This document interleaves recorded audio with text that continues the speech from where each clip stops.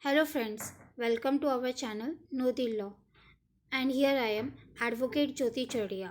Before beginning with our today's topic, please do subscribe our channel and press the bell icon which will keep you updated about our upcoming videos. And yes, please do subscribe and like our channels as much as possible. So let's begin with our today's topic. What are the unique features of the Indian Constitution which makes the Indian Constitution to stand at a different footing from the rest of the constitution in the world? So let's know them one by one. Among them, the first is the Indian Constitution is regarded or known as the largest written constitution in the world. The original constitution had 395 articles which were divided into 22 parts and 8 schedules. But as of now, it has 448 articles which are divided into 25 parts and 12 schedules. While comparing to with the constitutions of other countries like China, which had 106 articles originally, but now it has 138 articles. While comparing with the Australia constitution, it has 128 articles in its constitution. In comparison with the Canadian, which has 147 articles in its constitution, again in comparison with the South African's constitution, which earlier had 153 articles in its constitution, but now of as it has 224 articles in its constitution. By going numerically with the constitutions of the various countries in the world, the Indian constitution can be regarded as the largest and the bulkiest written constitution in the world. So, what are the reasons as to why the Indian constitution is regarded as the largest constitution in the world can be studied one by one.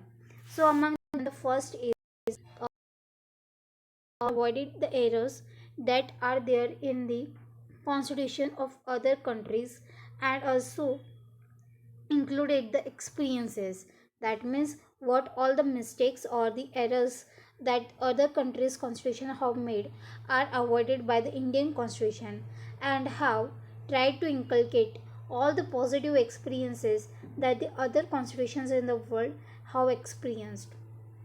Second is the Indian constitution not just speaks about the center but also speaks about the state as well.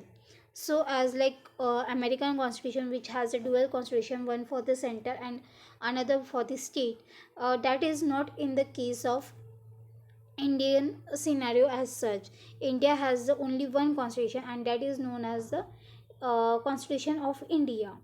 Third is the administrative provisions of the Government of India Act 1935. As we have studied earlier this topic in our history of the Constitution in detail, so I will not go in that detail, but all the provisions that were taken down in the Government of India Act have been carried forward as it is in the Indian Constitution as such. So that's again another reason for why the Indian Constitution is regarded as the largest constitution in the world. Again, next is the fundamental rights, duties, and the guidelines of the state policy. That is the DPSA, means Directive Principles of the State Policy, means the rights of the citizens. Again the duties of the citizens and much more are given in detail or studied in detail one by one in the constitution, which again is a reason for being the largest constitution in the world.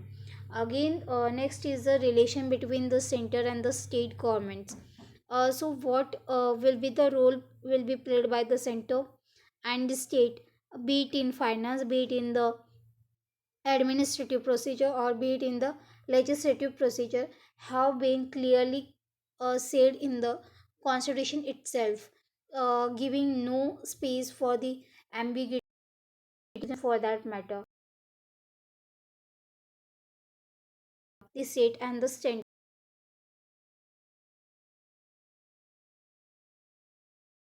like the war-like situation or the internal disturbance in the country, to what all the measures the center or the state have to perform, and what the citizens how to have the role to play in such situation, and how to tackle such situation are all mentioned in detail in the Indian constitution itself. So these are some of the reasons, and there are much more as well, as to why the Indian constitution is regarded as the largest constitution in the world. Moving forward to the provisions that are taken from the constitution of other countries. As earlier also mentioned, that Indian constitution have tried to avoid the errors or the mistakes which the other countries have faced while enforcing the constitution, and also what all the positive experiences they have experienced have been tried to inculcate in the Indian constitution. So what all are these provisions of various countries that the Indian constitution have carried, can be studied one by one. First is of the England, from where we have carried the parliamentary form of government in India. Again, the provisions, that means if there is a violation of the fundamental rights of the citizen, to whom to approach in such condition, and how such fundamental rights can be reinforced. All these procedures are mentioned under Article 32 and 226 of the Indian Constitution, that are known as the writs. Again, the rule of law, that means the supremacy of law, is also carried from the England Constitution. Again, next is a single citizenship, is also been carried or borrowed from the England's constitution. Next is the Ireland. From Ireland, we have adopted the procedure of electing the president of India. Again, the directive principle of the state policy seen in the Indian Constitution from Article 36 to 51 are also borrowed from Ireland. Coming to the next country is the USA, from where we have carried the concepts of the fundamental rights, independent judiciary, preamble to the Constitution, and impeachment of process, be it for the President of India or the judges of the courts during their term or the tenure, for that matter, how they can be removed from their offices while they are in uh, working or they are in tenure. Again, next country is the Australia, from where we have borrowed the concept of the concurrent list, as in India, under the Indian Constitution. See the three list under the seventh schedule: state list, center list, and the concurrent list. That is division of the powers of the legislative between the center state. Have been and concurrent list is common for the both the center and state, on which subjects the both the center and the state have the power to make the laws, is carried from the Australian constitution. Next is the freedom of trade. Again, the joint meeting of the houses etc are borrowed from the Australian constitution. Coming to the next country is the Russia, from where we have borrowed the concept of the basic duties, that is fundamental duties of the citizens, which are mentioned under Article 51A, are borrowed from Russia. Again, we see in the preamble to the Constitution, justice, social, carried from the Russian Constitution. Next is France, from where we have borrowed the concept of republic form of government in India, independent, that is sovereignty of India, equality and brotherhood. All these concepts, as we see in the preamble, are carried from the France Constitution. Next is the Germany, from where we have carried the concept of fundamental rights are suspended during an emergency. That means if there is an internal disturbance or warlike situation, in such situation, what all the rights of the citizens can be suspended, and to what extent it can be suspended, are all mentioned under these provisions, and we have borrowed this provision from the Germany. Next is the procedure of amending the election of the members of the Japan, from where we have borrowed the concept of procedure established by law, as we see in under Article 21 and various other provisions of the Indian Constitution.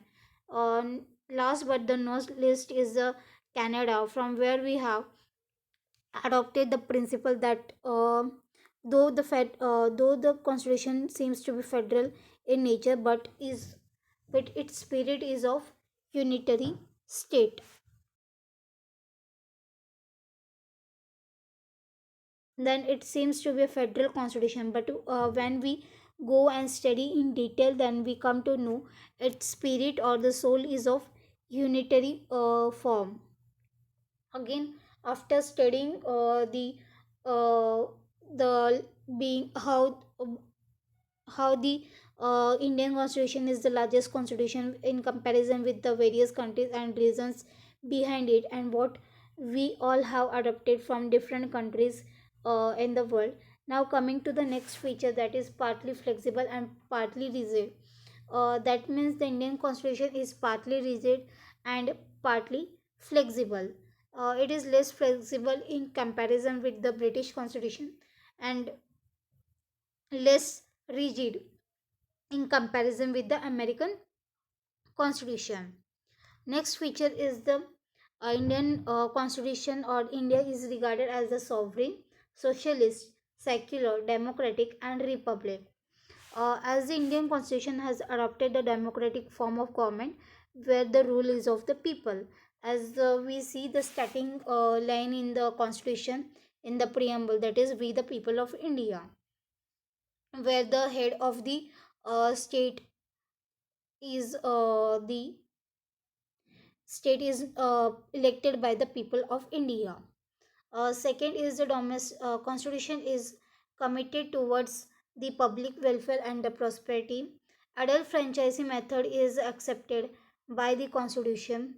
That means everyone in India, without any discrimination, has the right to choose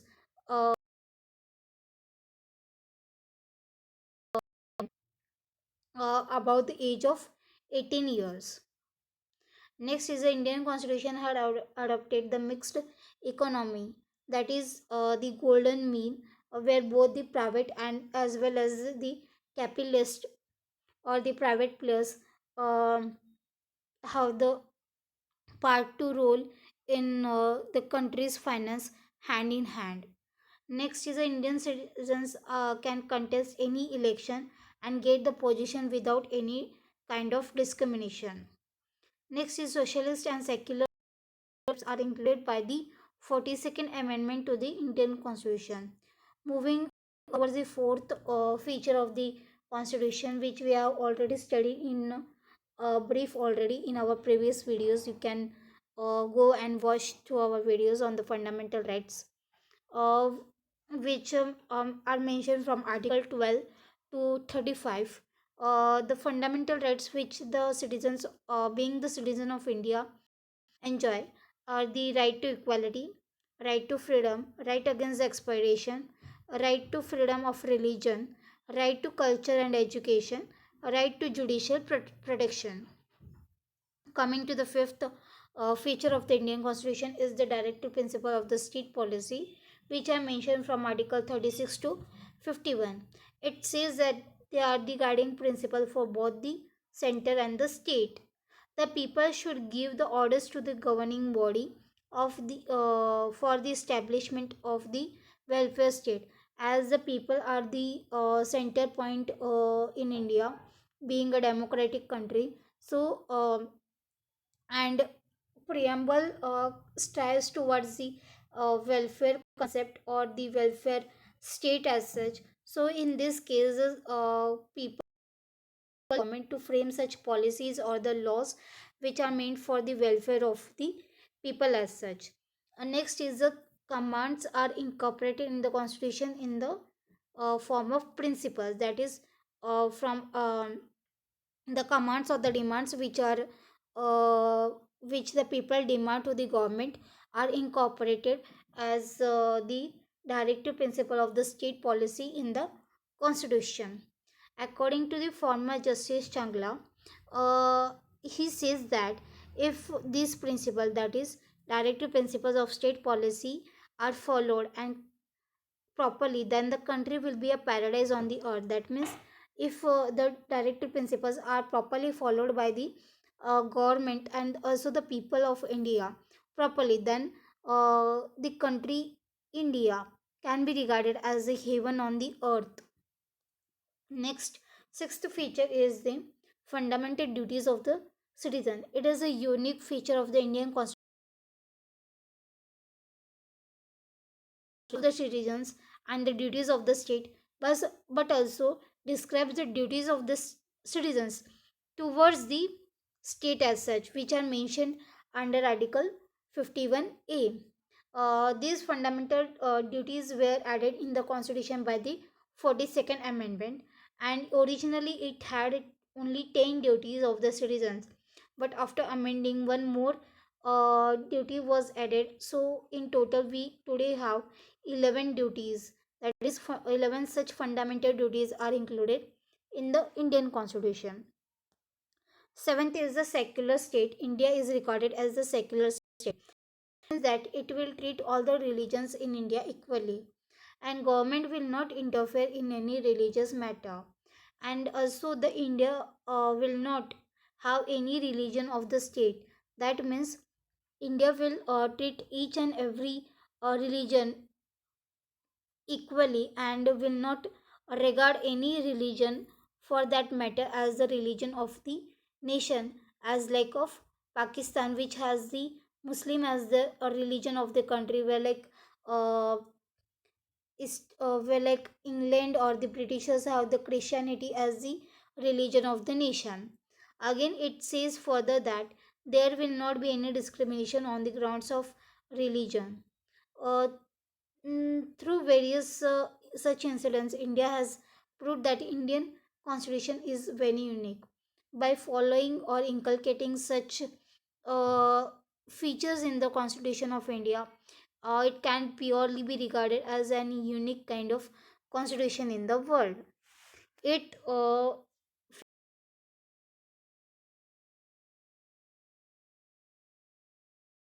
the president is the head of the state, but the real power is in hand of the cabinet. As we have borrowed this concept of parliamentary from the England, as earlier also said. So, as the king or the queen are the only the nominal head which has no power, like in India also, the president also has no power, but all the powers lies in the hands of the cabinet in India. Cabinet is collectively accountable to the parliament and remains in office as long as parliament has confidence. The legislative is elected by the adult franchisee, which has the power to make the laws and control the governmental activities. Now, moving forward to the ninth feature of the Indian Constitution, which says though federal in nature but soul is unitary. That means there is a single constitution of the whole nation of India and not separate for the center and the state. By declaring the emergency in the whole nation, the president takes the charge of the nation. Next is the state in India cannot be separated from the center.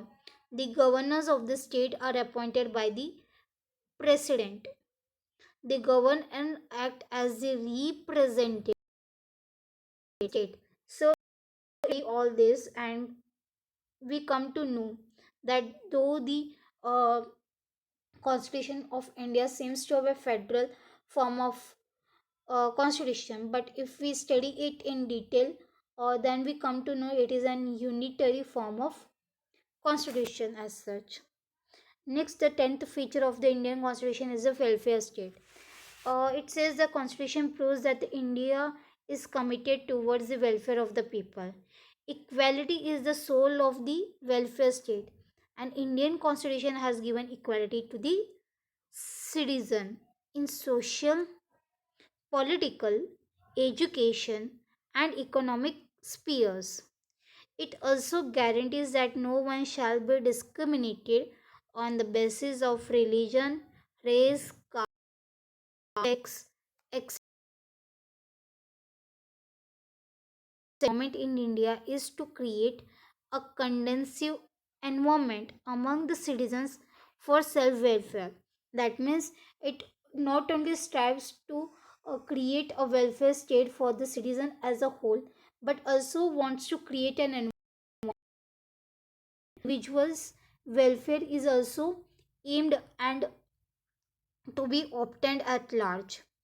Next, 11th feature of the Indian Constitution is the adult franchisee. That means the Indian Constitution has given equal voting rights to the adults above the age of 18 years of age without any kind of discrimination, which leads to the achievement of democracy in the real sense. During the Britishers' rule, only 14% of the Indian citizens had the right to vote, which was based on the income and the wealth earned by the people of India. If the people during the Britishers' rule or for any during the Mughals' rule or for in the times of kingship also, if the people were wealthy enough, then they had the right to put up their opinion in front of the government, otherwise not. But this is not case in the independent era, but where it says every person who has completed the age of 18 years have the right to put up their opinions in front of the government without any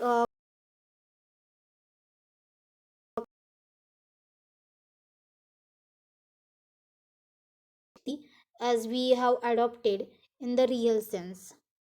Next, 12th feature of the Indian Constitution is the single citizenship, which are mentioned under Article 5 to 11. That means the Indian Constitution of India grants the single citizenship to the people of India. Unlike the US and Switzerland, dual citizenship is not recognized by the Indian Constitution. The states of India and the citizens of India living there cannot be granted the separate citizenship. Therefore, the states of India cannot be separated from the center. So, if there is a single citizenship in India, and it doesn't matter where the person resides in India or where he does the work or goes for his livelihood, but he will remain only a single citizenship, that is of India. He doesn't have to obtain again a different citizenship for where he resides or where he works for his livelihood, but he will remain as a citizenship of India, and therefore the center and the states cannot be separated for that purpose. Also, the citizens of India, though resides in any state, are all treated equally. So coming to the next 13th point, that is unique feature of the Indian Constitution is the independence of judiciary. Judiciary in India is independent. It allows the judge to judge impartially and without any fear. The judicial system in India has the power to interpret the laws passed by the legislature and also to determine whether the law is valid or not.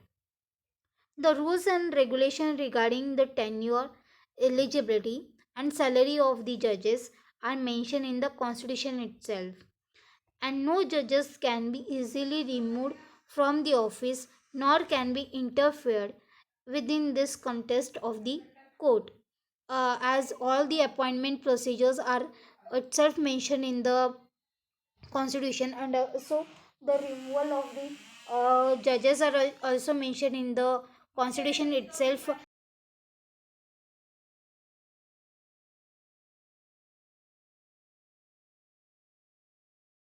Judgment,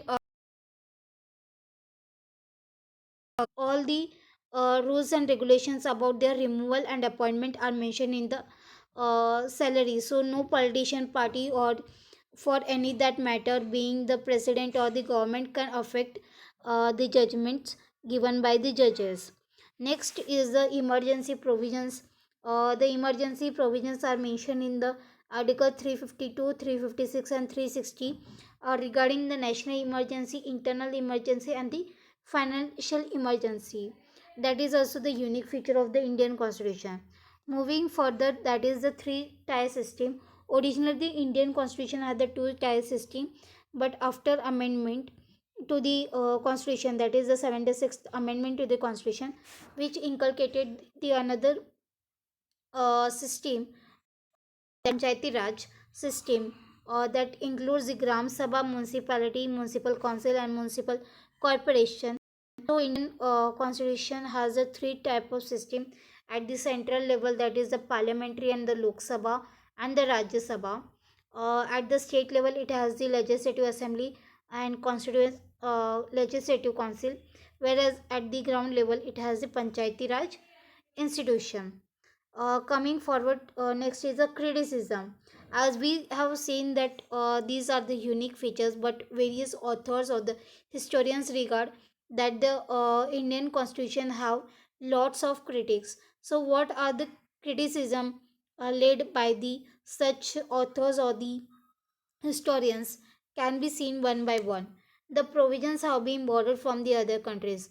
It says that the Indians have not applied their own mind according to the circumstances of India, uh, but have borrowed all of the provisions which are enumerated in the constitution of other countries. Secondly, the Government of India Act have been included as it is in the constitution. There was no changes made, so it is again a critics by the historians or the authors, various authors. Next, it is anti-Indian provisions as we have borrowed from the other countries. So some authors regard that such provisions are anti-Indian provisions. Next is un-Gandhian. That means the Gandhian regarded the village at the central level, but when the constitution was framed, the village was nowhere at the center point of time. So it can be regarded as un-Gandhian constitution. Again, last but the not least is the Indian constitution is the bulkiest constitution in the world. So all the each and everything about center being the independent uh, establishment like UPSC, MPSC, RBI, Election Commission, again independence of judiciary, emergency powers, and Panchayati Raj system, etc. Constitution, which makes its unnecessary provisions in the Constitution and indirectly leading to the bulkiest constitution in the world.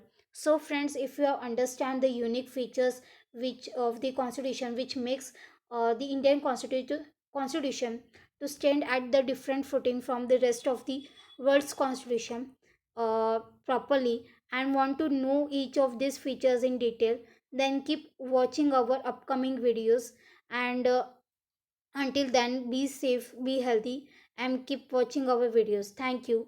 Meet you in the next video.